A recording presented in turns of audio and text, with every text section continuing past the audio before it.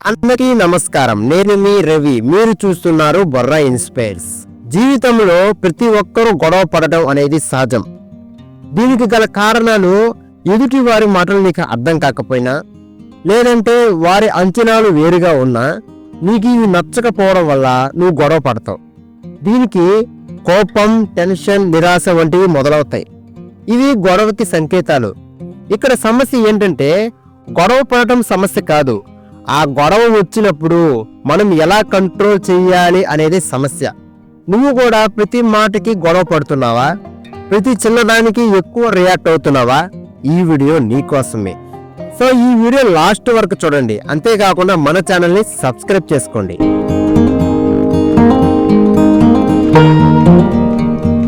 గొడవ పడే క్షణంలో మన మెదడు వెంటనే అలర్ట్ అవుతుంది. కోపం వస్తుంది, గట్టిగా మాట్లాడతావు. దీనివల్ల ఆలోచించకుండా రియాక్ట్ అవుతావు. ఎక్కువగా రియాక్ట్ అవ్వడం వల్ల గొడవ అనేది ఇంకాస్త పెద్దదవుతుంది. దీనిని మనలో ఎలా కంట్రోల్ చేయాలి? దీనికి చేయవలసిన మొదటి పని ఏంటో తెలుసా? ఆగడం.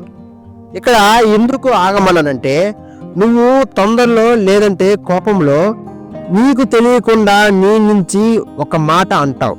ఎదుటివారు దాన్ని తీసుకోకపోతే అది గొడవగా ప్రారంభమవుతుంది. అలా కాకుండా నువ్వు మాట్లాడేటప్పుడు నీలో నువ్వు అనుకో, నేను ఈ మాట మాట్లాడితే ఎదుటివారు ఎలా రియాక్ట్ అవుతాడు. ఒకవేళ నీకు కోపం ఎక్కువగా వస్తుందా, దాన్ని గమనించు. ఎందుకు కోపం వస్తుందో ఆలోచించు. ఆ తర్వాత నువ్వు ఎక్కడ రియాక్ట్ అవ్వాలో అక్కడ రియాక్ట్ అవ్వు. అంతేగాని వాడు అరిచాడు కదా అని చెప్పి నువ్వు అరిచావు అనుకో, ఇక్కడ గొడవ అనేది ఇంకాస్త ఎక్కువ అవుతుంది. ఒకవేళ ఎదుటివాడు నీతో గట్టిగా అరుస్తున్నాడు అనుకో, అప్పుడు నువ్వు వాడి సైజ్ చూస్తూ ఒక చిన్న స్మైల్ ఇవ్వు. దీనికి వాడికి ఏమనిపిస్తుందో తెలుసా? వీడు ప్రతిదానికి రియాక్ట్ అవ్వడం లేదు, నేను ఒకవేళ వీడితో కోప్పడినా నాకు నో యూజు, అందుకని వాడు సైలెంట్ అయిపోతాడు. ఇది మొదటి పని. రియాక్ట్ అవ్వడం కంటే రెస్పాండ్ అవ్వడం బెస్ట్. ఎందుకు అన్నానంటే, నువ్వు ఒక 10 మందిలో జడ్జిమెంట్ ఇవ్వాలంటే ఇది తప్పు అనే దానికన్నా నాకు ఇలా అనిపించింది అని చెప్పడం బెస్ట్. ఇది గొడవలు తగ్గిస్తుంది. లేదంటే నాకు ఇది తప్పుగా ఉంది, ఇది నాకు నచ్చలేదు అని చెప్పావంటే ఎదుటివాడు నీపై కోప్పడతాడు. వీడేంటి ఇలా చెప్తున్నాడు, వీడికి నచ్చపోతే నాకెందుకు, నాకు నచ్చినట్టు నేను ఉంటానని చెప్పి ఎదుటివాడు వాడిష్టానుసారంగా వాడు చేస్తాడు.